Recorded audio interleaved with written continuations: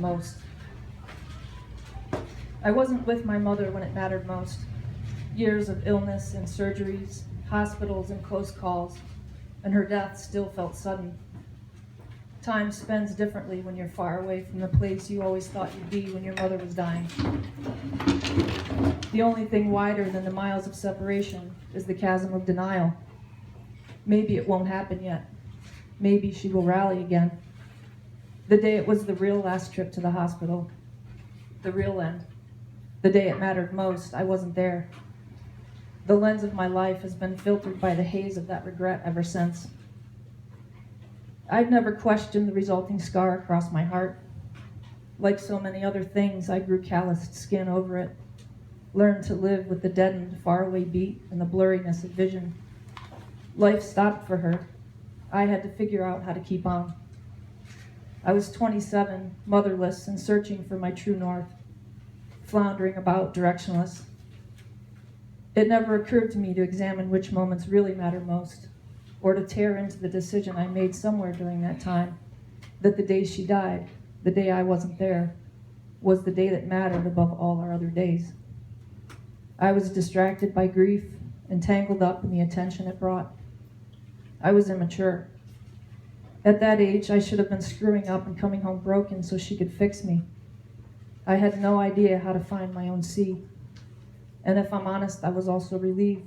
The waiting was finally over. The fear of her death was no longer hovering between me and the sun. But I wasn't ready to be standing in the full light of anything. The things they say about hindsight are all true.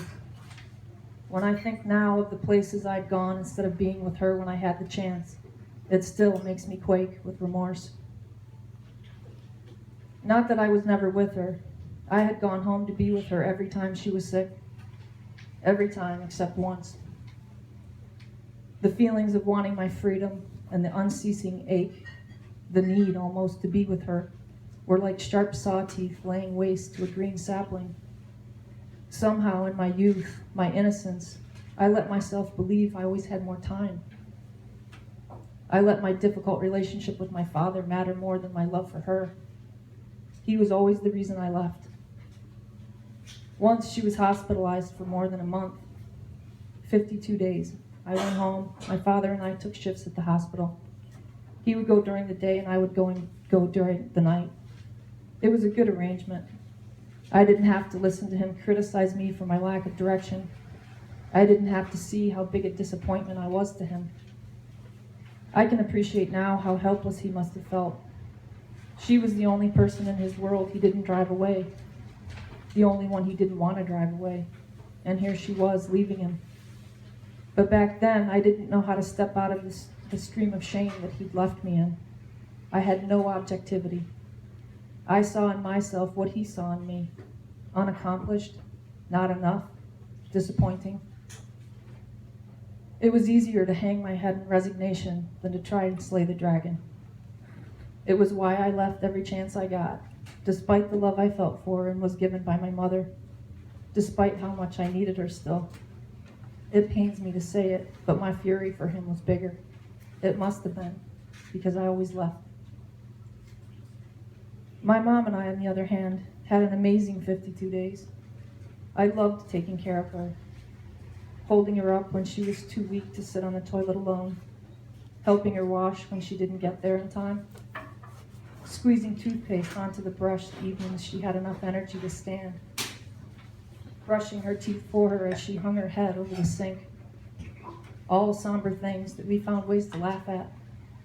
I felt like she was really glad to have me there. She wasn't embarrassed or ashamed. I would hold her hand at 2, 3, 4 o'clock in the morning while she slept. There was no better place anywhere. I was nourished by the rise and fall of air still being drawn into her lungs, her body collapsing in slow motion but still living, still there with me. Our time was not being severed by my father's presence or by my guilt. I had her all to myself. I've never felt more useful or more whole than I did during those nights with her. I didn't see the sun for weeks, but it didn't matter. She was the only light I needed. I wonder now why none of those moments registered as the ones that mattered most. Was her last breath any more significant than the millions she took in my presence? Maybe she left when I wasn't there for a reason. It had to have been hard for her to die and leave us all. I have 8 siblings. Maybe our visits, our vigils were agony, a back and forth cutting of guilt and remorse severing her in two. This is something I can understand. I remember when she dropped me off my first year in college. She ducked out while I was distracted. A quick kiss on the cheek. "See you later, honey." And she was out. No long, protracted goodbyes. That was her style. Finally, does it matter at all who I've become? Do the moments I still have left hold any potential redemption? I've had to find my own seed, gather my own broken pieces.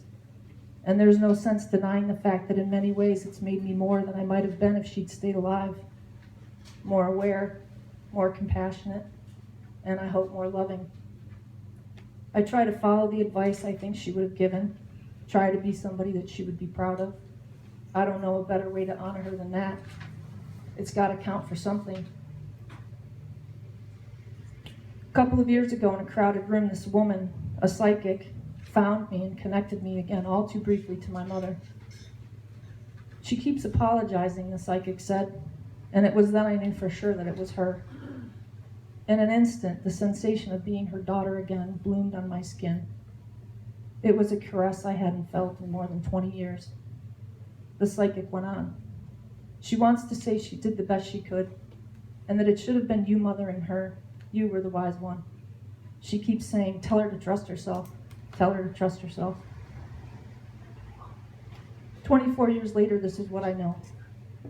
There is no one moment that is more important than any of the others, except the next moment. That's the one that matters most.